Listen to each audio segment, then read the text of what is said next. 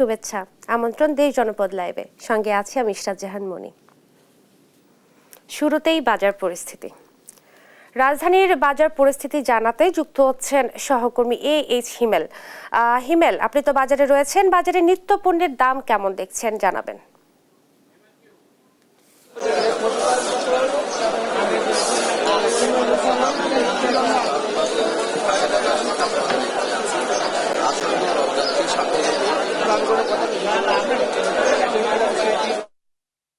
রমজানের আগে দেশের বাজারে কয়েকটি পণ্যের দাম বাড়তি হলেও অধিকাংশ স্থিতিশীল।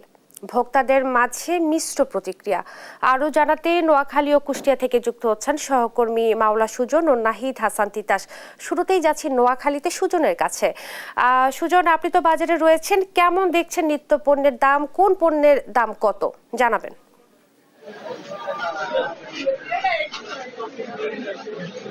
ইশরাত, আপনাকে যদি নোয়াখালীর বাজার পরিস্থিতি বলতে চাই, এই মুহূর্তে আমি এখন অবস্থান করছি নোয়াখালী পৌর বাজারে, যেটি নোয়াখালী জেলা শহরের খুচরা বাজার হিসেবে পরিচিত।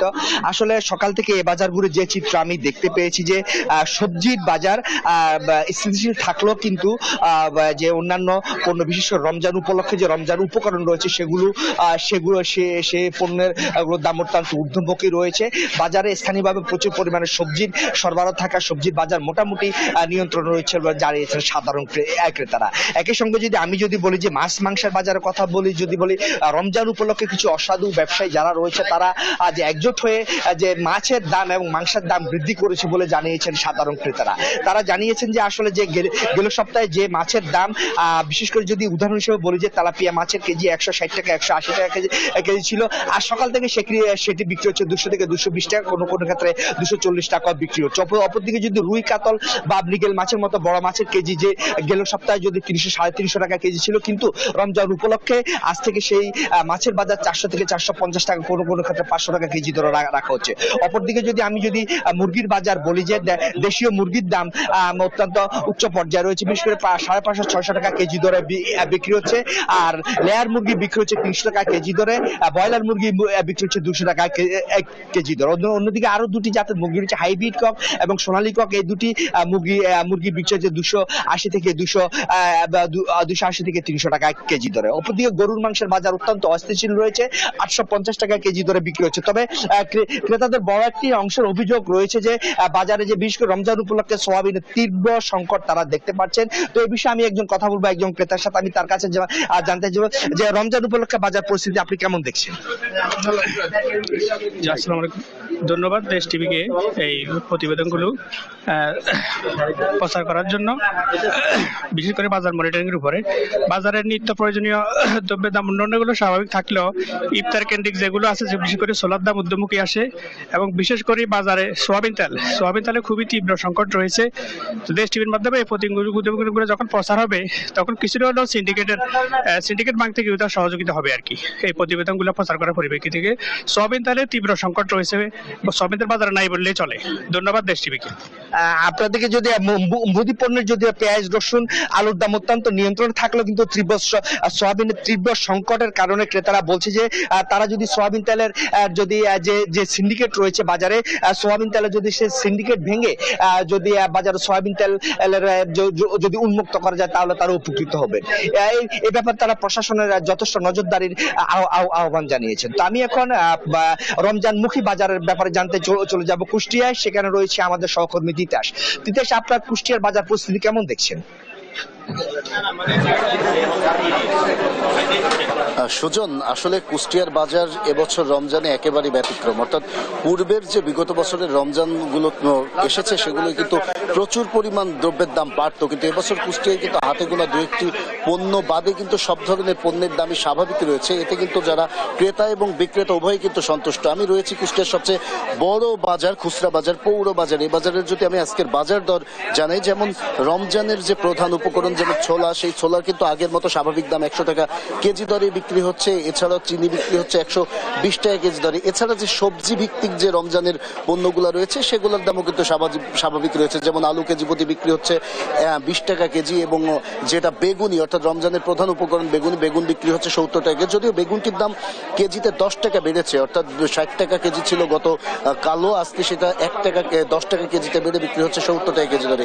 এছাড়া পেঁয়াজ বিক্রি হচ্ছে 40 টাকা কেজি দরে, শশা বিক্রি হচ্ছে 60 টাকা কেজি দরে। অর্থাৎ আমরা বলতে পারি যে সবজি ভিত্তিক যে রমজানমুখী যে পণ্যগুলো রয়েছে সেগুলোর দাম কিন্তু একেবারে স্বাভাবিক রয়েছে। আসলে এ বিষয়ে যারা বিক্রেতা রয়েছে আমি তাদের সাথে কথা বলেছি। বিক্রেতাদের যেটি দাবি যে বাজারে পর্যাপ্ত কিন্তু এবছর সরবরাহ রয়েছে, এই পর্যাপ্ত সরবরাহ থাকার কারণেই কিন্তু বাজার স্বাভাবিক রয়েছে এবং দাম কিন্তু ক্রেতাদের নাগালের মধ্যে রয়েছে। তবে আমি এ বিষয়ে ক্রেতাদের সাথে কথা বলেছি, ক্রেতারা সন্তুষ্ট থাকলেও তারা কিন্তু আশঙ্কা প্রকাশ করছে যে রমজান শুরু হওয়ার পরে যে দাম যেন না বাড়ে। তারা বলছে এখন যেটি রয়েছে তারা এতে সন্তুষ্ট, কিন্তু যদি রমজান শুরুতে বাড়ে তখন কিন্তু একটু তারা প্রবলেমের মধ্যে সমস্যার মধ্যে পড়বে। এদিকে যদি আমি মাছ মুরগি মাংসের বাজারের কথা একটু বলি, যে মুরগির বাজারও কুষ্টিয়ায় কিন্তু স্বাভাবিকই রয়েছে। দীর্ঘ দিন ধরে কুষ্টিয়ার বাজারে যে ব্রয়লার মুরগি রয়েছে সেটি কিন্তু 180 টাকা কেজি দরে বিক্রি হচ্ছে, এখনো সেটা 180 টাকা কেজি দরে বিক্রি হচ্ছে। এছাড়া সোনালী মুরগি 280 টাকা কেজি দরে বিক্রি হচ্ছে। এখন পর্যন্ত মুরগির বাজারটি কিন্তু স্বাভাবিকই রয়েছে, অর্থাৎ রমজানের আগে মুরগির দাম কিন্তু কোনোভাবে বাড়ে নাই। আর এদিকে যদি আমি একটু মাছের বাজারের কথা বলি, তবে মাছের বাজারটি একটু চড়া রয়েছে কুষ্টিয়ায়। সব ধরনের মাছের দামই কিন্তু চড়া। আসলে মাছের দাম চড়ার পিছনে বলছে মাছের সরবরাহ কিছুটা বাজারে কম রয়েছে, যার কারণেই কিন্তু মাছের বাজারটি চড়া। তো সর্বশেষ আমি এতটুকুই বলতে পারি যে ইশরাত, এই যে বিগত রমজানগুলোর মতো কিন্তু এবারের যে রমজান, সেই রমজানে কিন্তু অনেকটাই কুষ্টিয়ার যে বাজার সেটি কিন্তু স্বাভাবিক রয়েছে, অর্থাৎ হাতে গোনা 2-1টি পণ্য বাদে কিন্তু কোনো পণ্যের দাম তেমন বাড়েনি। তাই ক্রেতা এবং বিক্রেতা উভয় কিন্তু সন্তুষ্ট প্রকাশ করছে। এই ছিল কুষ্টিয়া থেকে বাজার নিয়ে আমার কাছে সর্বশেষ খবর। ইশরাত, আপনাদের দুইজনকে অসংখ্য ধন্যবাদ। নোয়াখালী ও কুষ্টিয়া থেকে রমজানকে ঘিরে নিত্যপণ্যের বাজার পরিস্থিতি নিয়ে বলছিলেন সহকর্মী মাওলা সুজন এবং নাহিদ হাসান তিতাস। সাভারে মহাসড়কের জায়গা দখল করে ফুটপাথ বসিয়ে রমরমা চাঁদাবাজি নিয়ে দেশ টিভিতে সংবাদ প্রচারের পর অবৈধ উচ্ছেদ অভিযান শুরু করেছে পুলিশ। এ নিয়ে বিস্তারিত জানাতে সরাসরি যুক্ত হচ্ছেন সহকর্মী দেওয়ান ইমন। ইমন, উচ্ছেদের সর্বশেষ পরিস্থিতি কি দেখছেন জানাবেন। ইসরাত, আপনাকে ধন্যবাদ। আমি এই মুহূর্তে রয়েছি সাভারের হেমায়েতপুর এলাকায়, এবং এই এলাকাতে সড়কের দুপাশে প্রায় 1000 খানেক অবৈধ স্থাপনা রয়েছে, যেটি গড়ে উঠেছে পুরো মহাসড়কে যে সমস্ত ফুটপাত এবং জায়গা জুড়ে কিন্তু এই সমস্ত স্থাপনা গড়ে উঠেছে। এবং এই সমস্ত স্থাপনা বসিয়ে একটি প্রভাবশালী মহল কিন্তু প্রতিনিয়ত এই সমস্ত দোকান থেকে কোনোটা থেকে 500, কোনোটা থেকে 400 এবং 1000 টাকা পর্যন্ত কিন্তু দৈনিক হারে এই সমস্ত দোকান থেকে চাঁদা উত্তোলন করে আসছিলেন। এবং এটি নিয়ে আমরা দেশ টিভিতে সংবাদ প্রচার করি বেশ কয়েকবার, এবং তারই ধারাবাহিকতায় আজকে দেখতে পাচ্ছেন যে সাভারের যারা হাইওয়ে পুলিশের টিম রয়েছে, সেই হাইওয়ে পুলিশের কিন্তু সদস্যরা আজকে এই যে ফুটপাতে যে সমস্ত সড়কের জায়গা দখল করে যে সমস্ত ফুটপাত গড়ে উঠেছিল সেই সমস্ত ফুটপাত কিন্তু তারা আজকে উচ্ছেদ অভিযান শুরু করেছে। আপনি দেখতে পাচ্ছেন যে সামনের যে সারি সারি দোকান, এই সম্পূর্ণ দোকানগুলোই কিন্তু গড়ে তোলা হয়েছে মহাসড়কের জায়গা দখল করে। এবং এই যে সমস্ত ভবনগুলো দেখতে পাচ্ছেন পাশে, এবং এই ভবন থেকে মহাসড়ক পর্যন্ত কয়েক স্তরে কিন্তু এই সমস্ত জায়গাগুলো তারা, এই সমস্ত দোকানগুলো কিন্তু তারা গড়ে তুলেছেন। এবং এটি নিয়ে কিন্তু চরম দুর্ভোগ পোহাচ্ছিল যারা স্থানীয় বাসিন্দা রয়েছেন, যারা পথচারী রয়েছেন তারা। এবং এই দুর্ভোগ করেই কিন্তু একটি মহল কিন্তু এই দুর্ভোগ সৃষ্টি করে মানুষের কাছ থেকে কিন্তু তারা এই সমস্ত দোকান বসে কিন্তু তারা মোটা অঙ্কের অর্থ কিন্তু প্রতিনিয়ত উত্তোলন করে আসছিলেন। সেটির প্রেক্ষিতে কিন্তু আজকে যারা হাইওয়ে পুলিশের পক্ষ থেকে কিন্তু এটি উচ্ছেদ অভিযান পরিচালনা করছেন, এবং এটির নেতৃত্ব দিচ্ছেন যিনি হাইওয়ে থানার অফিসার ইনচার্জ রয়েছেন শওগাতুল আলম তিনি। এবং তার সাথে আমরা একটু কথা বলবো যে এই অভিযান আগামীতে তারা অব্যাহত রাখবেন নাকি এরপরে, তো আমরা দেখেছি এর আগেও বেশ কয়েকবার উচ্ছেদ হয়েছে এবং সেটি আবার পুনরায় বসছে, এই বিষয়ে কি পদক্ষেপ নেবেন পরবর্তীতে সেটি একটু আপনার কাছ থেকে জানতে চাচ্ছিলাম। এরা যদি আবার পুনরায় বসার চেষ্টা করে সেই ধন্যবাদ। আমরা আজকে আছি হেমায়েতপুর সাভার থানাধীন ঢাকা আরিচা মহাসড়কের হেমায়েতপুর অংশে, যেটা ঢাকা ইনকামিং অংশে। এখানে আমরা আজকে বেশ কিছু অবৈধ স্থাপনা উচ্ছেদ করেছি বা করছে, কাজ এখনও চলমান। আমরা আমাদের এই কাজটা অব্যাহত রাখবো। আপনি জানেন সামনে পবিত্র রমজান মাস, আমাদের পবিত্র ঈদ উল ফিতর, মহান স্বাধীনতা দিবসের প্রোগ্রাম আছে। মানে এই মহাসড়কগুলো দীর্ঘদিন যাবত তারা অবৈধভাবে অন্যভাবে দখল করে রাখছে। আমাদের এই অভিযান এবং এই উচ্ছেদ এটা অব্যাহত থাকবে। এই যে যে ফুটপাত বসে যারা চাঁদাবাজি করছিল তাদের বিরুদ্ধে কি কোনো আপনারা আইনানুগ ব্যবস্থা নেবেন? নিশ্চয়ই, আপনি জানেন চাঁদাবাজি একটা ফৌজদারি অপরাধ, ফৌজদারি আইনে অবশ্যই ব্যবস্থা হবে। আমরা চাঁদাবাজদের হুঁশিয়ার করে দিতে চাই এবং বলতে চাই যদি কেউ গোপনে প্রকাশ্যে যে কোনোভাবে চাঁদাবাজি করে আমরা আইনগত ব্যবস্থা নেব। এই সমস্ত ফুটপাতগুলো থাকার কারণে তো এই যে অপরাধ প্রবণতাটাও ফুটপাত কেন্দ্রিক বেড়ে গিয়েছে, সেই বিরুদ্ধে আপনারা আগামীতে কি পদক্ষেপ নেবেন? দেখেন, আমরা সমন্বিতভাবে চেষ্টা করছি। আপনি জানেন যৌথ বাহিনীও মাঠে আছে, সবাই কাজ করে, যেন অন্যায়ভাবে কেউ মহাসড়ক দখল না করতে পারে, মহাসড়কে কেউ অন্যায়ভাবে কোনো অপরাধ না সংগঠিত করতে পারে। আমাদের সেই প্রচেষ্টা সবসময় অব্যাহত আছে। ধন্যবাদ আপনাকে। শুনছিলেন যিনি এই অভিযানের নেতৃত্ব দিচ্ছেন সাভার হাইওয়ে পুলিশের অফিসার ইনচার্জ, তিনি বলছিলেন যে তাদের যে এই যে উচ্ছেদ কার্যক্রম সেটি কিন্তু তারা আগামীতেও অব্যাহত রাখবেন। পাশাপাশি তিনি যেটি বলছেন যে এটি শুধুমাত্র এই হাইওয়ে পুলিশ না করে অন্যান্য যে সমস্ত বাহিনী রয়েছে, বিশেষ করে এখন যেহেতু যৌথ বাহিনীর একটি অপারেশন ডেভিল হান্ট পরিচালনা হচ্ছে, সেই সমস্ত যৌথ বাহিনীর সদস্যরা বা থানা পুলিশ অন্যান্য পুলিশ সদস্যরা যদি তাদেরকে সহযোগিতা করেন এই উচ্ছেদ অভিযানে এবং উচ্ছেদের পরবর্তীতে যেন তারা এগুলো না বসাতে পারে কোনো মহল, এবং এই সড়কগুলো যেন নির্বিঘ্নে মানুষ চলাচল করতে পারে, এই ব্যবস্থা এই ব্যাপারে যদি অন্যান্য বাহিনীর সদস্যরা তাদেরকে সহযোগিতা করে তাহলে এটি উন্মুক্ত রাখা সম্ভব হবে। ইসরাত, ধন্যবাদ আপনাকে। সাভারে মহাসড়কে অবৈধ উচ্ছেদ অভিযান শুরু করেছে পুলিশ, এই ব্যাপারে বিস্তারিত জানাচ্ছিলেন সহকর্মী দেওয়ান ইমন। গাজীপুরে বেড়েছে অবৈধ অটোরিকশার দৌরাত্ম্য, নষ্ট হচ্ছে সড়কে শৃঙ্খলা। এ নিয়ে আরও জানাতে যুক্ত হচ্ছেন সহকর্মী নজরুল ইসলাম। নজরুল, এই যে অটোরিকশার পরিমাণ দিন দিন বেড়েই চলেছে, আপনি আমাদেরকে জানাবেন যে কেন অটোরিকশার দৌরাত্ম্য বন্ধ করা যাচ্ছে না?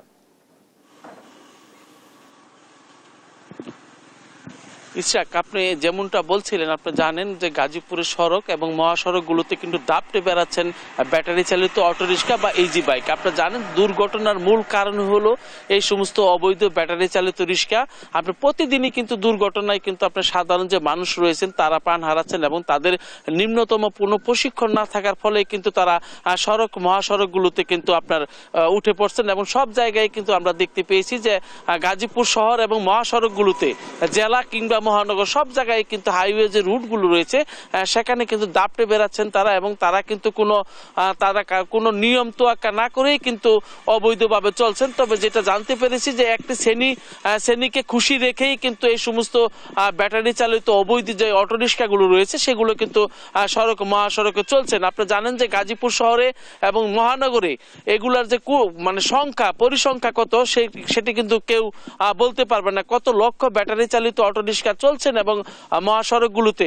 তো এগুলোর কোনো কিন্তু সংখ্যা আমরা পাইনি কোনো সংস্থা থেকে। তবে আপনি এই জানেন যে গাজীপুর কিন্তু মোটামুটি বলা চলে যে অচল প্রায় এই ব্যাটারি চালিত অটোরিক্সার কারণে। কিন্তু গাজীপুরের যে শহর রয়েছে, মূল যে শহর, সেখানে কিন্তু সাধারণ মানুষের মধ্যে দীর্ঘদিনের কিন্তু একটা ক্ষোভ রয়েছে এখানে, যে সাধারণ মানুষ বলছেন যে এখানে কোনোভাবেই কিন্তু এই গতি রোধ করা যাচ্ছে না, ওদের রোধ করা যাচ্ছে না। ওরা কিন্তু আপনি জানেন যে সড়ক দুর্ঘটনার মূল কারণটি হলো যে ব্যাটারি চালিত অটোরিক্সা আপনি হুটহাট কিন্তু সড়কে উঠে পড়ছেন এবং তারা দুর্ঘটনার শিকার হচ্ছেন। প্রতিদিন কিন্তু আপনার মহাসড়কে আমরা যে খবরটি পাই যে ব্যাটারি চালিত রিক্সা উল্টে আহত এবং সেই সমস্ত রোগীরা কিন্তু হাসপাতালে কিন্তু রোগীর সংখ্যা প্রতিদিনই আছে। যে ব্যাটারি চালিত অটোরিক্সা আপনার যে গতিতে চলার কথা তার চেয়ে 3 গুণ গতি নিয়ে কিন্তু মহাসড়কগুলোতে দাপড়ে বেড়াচ্ছেন ব্যাটারি চালিত অটোরিক্সা।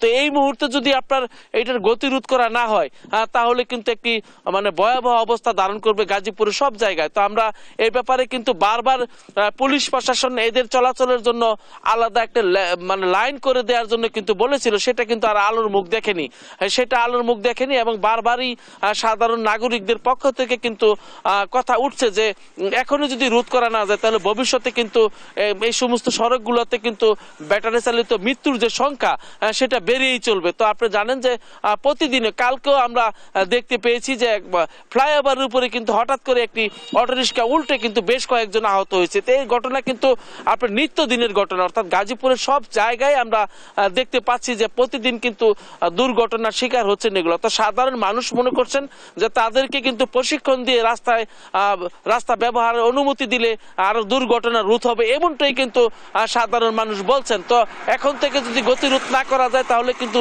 দুর্ঘটনার যে সংখ্যা সেটা কিন্তু বৃদ্ধি পাবে, সেটা কিন্তু সংখ্যায় বলা যাবে না যে কত বাড়তেছে। তো সবকিছু মিলে একটি অস্বস্তিকর পরিবেশ কিন্তু এখন ব্যাটারি চালিত অটোরিক্সা দ্বারা তৈরি হয়েছে সড়ক এবং মহাসড়কগুলোতে। তো এই ছিল আমার কাছে গাজীপুর থেকে সর্বশেষ। ধন্যবাদ আপনাকে। গাজীপুরে অটোরিকশার দৌড়াতে সড়কে শৃঙ্খলা নষ্ট হচ্ছে এবং জনদুর্ভোগ বাড়ছে, এ ব্যাপারে বিস্তারিত জানাচ্ছিলেন সহকর্মী নজরুল ইসলাম। উৎপাদন বাড়াতে মধ্যরাত থেকে বন্ধ হচ্ছে নদীতে মৎস্য আহরণ, চিন্তার ভাঁজ জেলেদের কপালে। এ নিয়ে আরও জানাতে যুক্ত হচ্ছেন ভোলা থেকে ছোটন সাহা। ছোটন, নিষেধাজ্ঞার এই সময়টা কিভাবে কাটাবেন জেলেরা? সরকারি সহায়তা পেয়েছেন কিনা তারা? বিস্তারিত জানাবেন।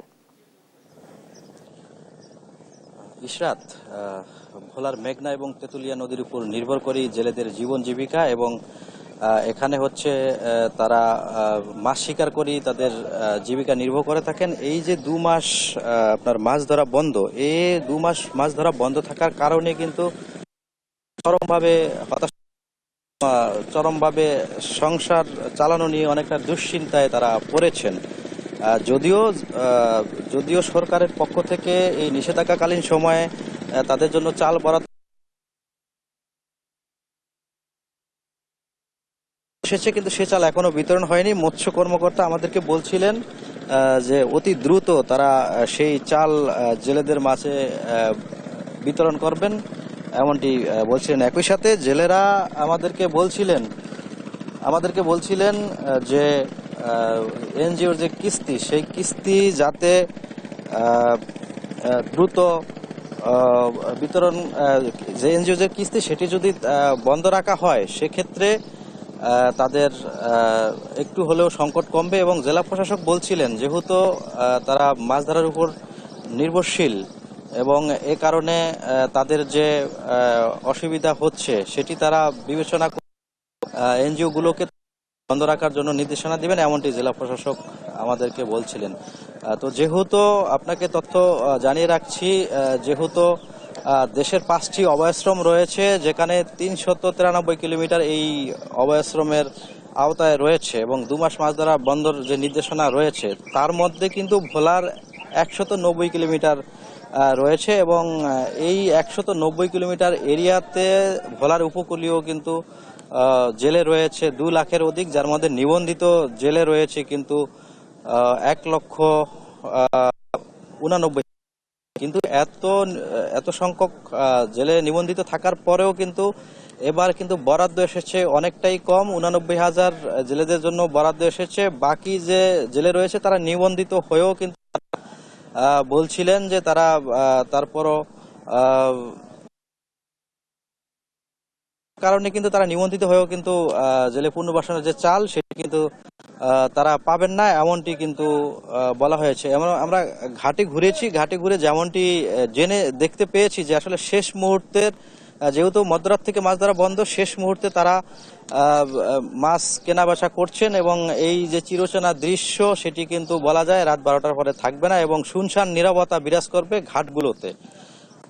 তো এ ছিল আমার কাছে মেঘনা তেঁতুলিয়া নদীতে যে মাছ শিকার বন্ধ তা নিয়ে সর্বশেষ তথ্য। ইশরাত, ধন্যবাদ আপনাকে।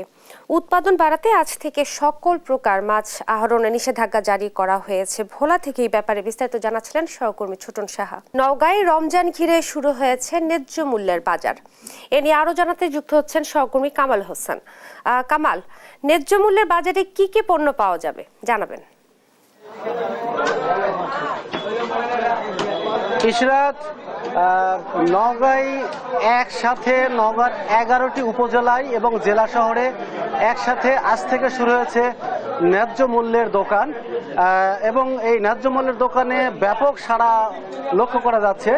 আমি এই মুহূর্তে দাঁড়িয়ে আছি নওগাঁ সদর উপজেলা একেবারে সামনে, যেখানে শুরু হয়েছে আজকে থেকেই ন্যায্য মূল্যের দোকান। এর পাশাপাশি নওগাঁ সদর সহ 11টি উপজেলায় একই সাথে এই ন্যায্য মূল্যের বেশ কিছু পণ্য বিক্রি করা হচ্ছে। সব মিলিয়ে প্রায় 9টি পণ্য এখন পাওয়া যাচ্ছে, তবে পরবর্তীতে এই পণ্যের পরিমাণটা আরও বৃদ্ধি পাবে ক্রমান্বয়ে। বিশেষ করে উচ্চ মূল্যের ক্ষেত্রে বিশেষ করে গরুর গোশত সহ অন্যান্য যে পণ্যর যে দাম ব্যাপক হারে বেড়ে গিয়েছিল, সেই জায়গা থেকে গরুর গোশত আজকে বিক্রি করা হচ্ছে 620 টাকা কেজি, চিনি বিক্রি করা হচ্ছে 125 টাকা কেজি, মুড়ি 92 টাকা কেজি, চিড়া ভাজাটা 90 টাকা কেজি, কাঁচা চিড়া 68 টাকা কেজি, ছোলা বিক্রি করা হচ্ছে 100 টাকা কেজি, সরিষার তেল বিক্রি করা হচ্ছে 180 টাকা লিটার, ডিম 40 টাকা হালি এবং মসুর ডাল বিক্রি করা হচ্ছে 100 টাকা কেজি। এবং সপ্তাহের প্রায় প্রত্যেক দিনই এই পরিমাণ পণ্য দেওয়া হচ্ছে এবং প্রতি ভোক্তাকে মোটামুটি 1 কেজি পরিমাণ পণ্য দেওয়া হচ্ছে। আর এছাড়া গরুর গোশত যদি বলা হয়, গরুর গোশত সপ্তাহে 2 দিন দেওয়া হচ্ছে, বিশেষ করে শুক্রবার এবং মঙ্গলবার দিন করে গরুর গোশত দেওয়া হচ্ছে। জানি আর কি গরুর গোশত সত্যি বলতে বাজারে প্রায় 700 থেকে 750 টাকা কেজি, যেখানে এইখানে বিক্রি করা হচ্ছে 620 টাকা কেজি দরে। আমি এই মুহূর্তে কথা বলবো নওগাঁ সদর উপজেলা নির্বাহী কর্মকর্তা ইবনুল আবেদিনের সাথে, আসলে কি কারণে এবং কোন উদ্দেশ্য থেকে এই ন্যায্য মূল্যের পণ্য বিক্রি করা হচ্ছে। আসলে পবিত্র মাহে রমজান উপলক্ষে আমাদের এই উদ্যোগ। আমরা জানি কিছু নিম্ন আয়ের মানুষ এবং মধ্যবিত্ত মানুষ আছে যে দ্রব্যমূল্য একটু বৃদ্ধি পেলে তাদের হাতের নাগালের বাইরে চলে যায়, তারা যেন স্বাচ্ছন্দ্যে এখানে তাদের পরিমাণ মতো, আমরা এখানে যেমন 250 গ্রাম, হাফ কেজি, 750 গ্রাম যে অংশ তারা চায় তাদের ইনকাম সোর্স অনুযায়ী তারা নিতে পারে, সেই ব্যবস্থা আমরা রাখছি এবং দ্রব্যমূল্যটা মানুষের হাতের মুঠোয় থাকে। এবং পাশাপাশি যে বাজার অস্থিতিশীল হয় দ্রব্য মূল্যকে কেন্দ্র করে মানুষের যে নাগালের বাইরে চলে যায়, এটা যেন না হতে পারে, বাজারগুলো মনিটরিংয়ের আওতায় থাকে এবং বাজারগুলোর উপরে যেন একটা প্রেশার করা যায়, সেজন্য আমাদের এই উদ্যোগ। ইশরাত জানছিলাম ইবনুল আবেদিনের কাছ থেকে এই ন্যায্য মূল্যের বাজার নিয়ে তিনি জানাচ্ছিলেন। একই সাথে আমি বেশ কিছু ভোক্তাদের সাথে কথা বলেছি, তারা যেমনটি দাবি করেছেন যে রমজান জুড়েই শুধু না, সারা বছর জুড়েই এই বাজার মনিটরিংটা যেন জোরদার করা হয়, এমনটি দাবি করেছেন ভোক্তা সাধারণ। তো ইশরাত, নওগাঁ থেকে ন্যায্য মূল্যের বাজার দর নিয়ে এই ছিল আমার কাছে সর্বশেষ তথ্য। ধন্যবাদ আপনাকে। নওগাঁয় রমজান ঘিরে শুরু হয়েছে ন্যায্য মূল্যের বাজার এবং এই ব্যাপারে বিস্তারিত জানাচ্ছিলেন সহকর্মী কামাল হোসেন। নেত্রকোনায় চলছে ইসলামী বইমেলা, বিস্তারিত জানাতে যুক্ত হচ্ছেন সহকর্মী জিয়াউর রহমান। জিয়া, কেমন চলছে ইসলামী বইমেলা এবং কি বলছেন পাঠকরা, জানাবেন। হ্যাঁ ইসরাত, আপনি যেমনটি বলছিলেন, নেত্রকোনার যে ইসলামী বইমেলা, এটি কিন্তু এই নেত্রকোনা জেলায় একেবারে প্রথমবারের মতো এই ইসলামী বইমেলার আয়োজন করা হয়েছে। জেলা শহরের যে পুরাতন কালেক্টরেট মাঠ রয়েছে, সেই কালেক্টরেট মাঠে কিন্তু ইসলামী বইমেলা বাস্তবায়ন কমিটি এই মেলাটির আয়োজন করেছে। তো এই যে 4 দিনের যে বইমেলা, গত মঙ্গলবার সকালে কিন্তু এই মেলাটির উদ্বোধন করা হয়। তো আমি আপনাদেরকে একটু দেখাতে চাই যে এই যে মেলার যে প্রাঙ্গণ, এখানে কিন্তু আয়োজকরা আমাদেরকে যেমনটি জানিয়েছেন যে এই মেলায় 20টি স্টল রয়েছে। তো এই 20টি স্টলের মধ্যে কিন্তু শুধু যে ইসলামিক বই তা না, এখানে ইসলামী বই সহ বিভিন্ন যে সাহিত্যের বইগুলো কিন্তু রয়েছে। এবং মেলাকে ঘিরে প্রতিদিনই কিন্তু এখানে এই জেলা শহর সহ জেলার যে বিভিন্ন এলাকার পাঠক লেখকদের একটা ভিড় কিন্তু আমরা লক্ষ্য করি। বিশেষ করে আজকে হচ্ছে এই মেলার একেবারেই শেষ দিন, মানে সমাপনী দিন।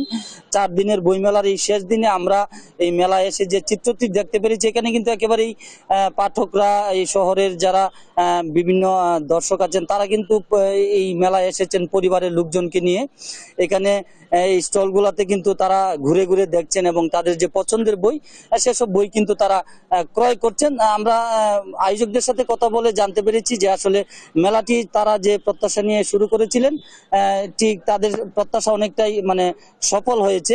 এবং মেলাকে ঘিরে প্রতিদিনই কিন্তু এখানে ইসলামিক যে সাংস্কৃতিক অনুষ্ঠান হচ্ছে প্রতিদিন বিকেলবেলা, এবং যারা ইসলামের যারা বিভিন্ন বরেণ্য ব্যক্তিরা আছেন, আলেমে দ্বীন, তারা কিন্তু এখানে গুরুত্বপূর্ণ আলোচনাও করছেন এই মেলাকে কেন্দ্র করে। তো আমরা একটু এই মুহূর্তে কথা বলবো এখানকার আয়োজকদের একজনের সাথে। আচ্ছা, এই যে আপনাদের 4 দিনের বইমেলা, প্রথমবারের এই মেলায় আপনারা কেমন সাড়া পেয়েছেন? আলহামদুলিল্লাহ, আল্লাহ তাআলার অসংখ্য শুকরিয়া যে আমরা নেত্রকোনায় এই প্রথম ইসলামিক বইমেলার আয়োজন করেছি। নেত্রকোনা মাটিতে ইতিপূর্বে যত বইমেলা হয়েছে, স্বাভাবিক অন্যান্য প্রকাশনী এসেছে, আমরা ব্যাপক সাড়া পেয়েছি। আমরা যতটুকু ভেবেছিলাম এর চেয়ে বেশি আমরা সাড়া পেয়েছি। আমরা আশা করি আগামী বছরও আমরা যাতে আরো ব্যাপকভাবে করতে পারি, সেই চেষ্টা আমাদের অব্যাহত থাকবে ইনশাল্লাহ। আমাদের এই প্রতিদিনের মেলার ভিতরে অসংখ্য নারী পুরুষ আসছেন, তারা বই নিচ্ছেন। বিশেষ করে যারা ঢাকা থেকে আসছেন প্রকাশনীর লোক, তারা খুবই খুশি এবং তাদের বিক্রিও খুব ভালো হচ্ছে। আপনারা শুনছিলেন যে এখানে আমরা একজন পাঠকের সাথে একটু কথা বলতে চাই। আচ্ছা, এই যে আপনার এই মেলাটি নিয়ে আপনি আপনার প্রতিক্রিয়া জানতে চাই। জি, আলহামদুলিল্লাহ, ধন্যবাদ। প্রথমেই ধন্যবাদ জানাচ্ছি দেশ টিভিকে যে আজকের যে মেলাটা ইসলামী বই মেলা, এখানে আপনারা এসেছেন সম্প্রচারের স্বার্থে, দেশের মানুষ দেখছে আপনাদের মাধ্যমে। আসলে ব্যাপারটা হচ্ছে একটা ইসলামী বই মেলা, যে এতগুলো বই ইসলামী একটা মেলা করার মতো বই ইসলামী পাঠকরাদের আছে, এটা আসলে অত্যন্ত প্রশংসার দাবিদার। তার চাইতে সবচেয়ে বড় ব্যাপার হচ্ছে, আমি এখানে একটা বই দেখছিলাম, যে বইটা লিখেছে আমাদের নেত্রকোনা একজন লেখক, উদীয়মান তরুণ লেখক সদরুল আমিন সাকিব। এখানে একটু জায়গা আপনাকে একটু দেখাচ্ছি, যে আসলে প্রাচীন যুগে নারীদের প্রতি জুলুম, আসলে যখন অন্যায় অবিচার চলতো, সে যুগে ইসলাম এসে যে নারীদেরকে এত সুন্দর ভাবে চলাফেরা করার মতো একটা পরিবেশ করে দিয়েছে, এগুলো এই সমস্ত ইসলামিক বইগুলোর মধ্যে পাওয়া যাচ্ছে। আর আমরা বিভিন্ন ধরনের, আপনাকে যদি দেখাই, হিউজ কালেকশন, আমরা কোন বইটা রেখে কোন বইটা নিব আসলে সেটাই আমরা বুঝতে পারছি না, তাই অনেক বইগুলো পড়ছি, আসলেই ভালো লাগছে। এবং আয়োজকদের জন্য আপনারা শুনছিলেন যে এখানে আমরা দেখতে পেরেছি যে এখানে আসলে কিন্তু এই মেলাকে কেন্দ্র করে প্রতিদিনই কিন্তু এই যে অসংখ্য পাঠক এবং ভক্তরা কিন্তু এখানে এসে তাদের পছন্দের বইটি তারা কিনছেন বলে আমাদেরকে পাঠকরা এবং যারা বিক্রেতারা রয়েছেন তারা জানিয়েছেন। তো এখানে যে 20টি স্টল তারা বসিয়েছেন, এখানে কিন্তু অধিকাংশ স্টলই এসেছে ঢাকা থেকে। তো ঢাকার যারা ব্যবসায়ী আছেন, বিভিন্ন স্টলের যারা এসেছেন, তারাও কিন্তু সন্তুষ্টি প্রকাশ করেছেন এবং তারা আমাদেরকে জানিয়েছেন যে জেলা পর্যায়ে এরকম একটি আয়োজন, এই আয়োজনটি যদি অব্যাহত থাকে তাহলে কিন্তু ইসলামের প্রচার প্রসার এবং মানুষকে যে সঠিক পথে নিয়ে আসা, সৎ পথে নিয়ে আসার জন্য এই মেলাটি কিন্তু গুরুত্বপূর্ণ ভূমিকা পালন করবে। তো আরেকটি বিষয় আমি বলি, যে এখানে কিন্তু এই যে মেলায় প্রতিদিনই বিভিন্ন সাংস্কৃতিক অনুষ্ঠান হচ্ছে, শিশুদের চিত্রাঙ্কন প্রতিযোগিতা ছিল। তো এই সর্বশেষ জেলাবাসীর যে একটি মেলাকে কেন্দ্র করে যে একটি উৎসবের আমেজ কিন্তু এখানে 4 দিন ব্যাপী ছিল। আর ইশরাত, আমার কাছে এই ছিল নেত্রকোনার ইসলামিক বই মেলা থেকে সর্বশেষ পরিস্থিতি। ধন্যবাদ আপনাকে। নেত্রকোনায় চলছে প্রথমবারের মতো ইসলামী বই মেলা, এই ব্যাপারে বিস্তারিত জানাচ্ছিলেন সহকর্মী জিয়াউর রহমান। এই ছিল এখনকার দেশ জনপদ লাইভ। পরের বুলেটিন দেখার আমন্ত্রণ রইল। ধন্যবাদ সবাইকে।